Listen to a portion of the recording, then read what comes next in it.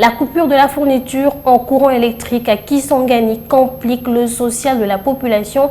Affirmation faite ce mercredi par plusieurs personnes. Selon certains habitants du chef-lieu de la Tchopo, la plupart des familles vivent en vendant de l'eau fraîche en sachet, d'autres grâce au moulin à farine. Sans courant, la survie devient difficile. En moins d'un mois déjà, les gobelets de farine de maïs passent de 200 francs à 650 ou 700 francs congolais.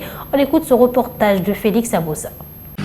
C'est le bruit que les habitants de Kisangani doivent s'en habituer désormais. Ce sont des générateurs qui vibrent dans plusieurs coins de la dite ville ces derniers jours. Ceci est dû à la carence en fourniture du courant électrique dans le chef-lieu de la Tchopo. Une situation qui vient davantage compliquer les trains de vie des populations de Kisangani. Ces dernières crient au secours des autorités du pays, car rien ne marche sans le courant dans cette agglomération de plus de 3 millions d'habitants. Le manque de la fourniture en courant électrique à Kisangani nous rend la vie difficile. On vit en vendant de l'eau froide. Mais ces derniers temps, il n'y a pas moyen.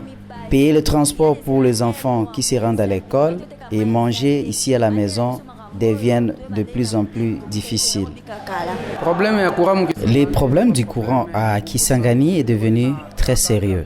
Moi, j'ai 34 ans. C'est normal que ces machines lâchent. Il faut qu'on pense à bien réparer cette fois-ci.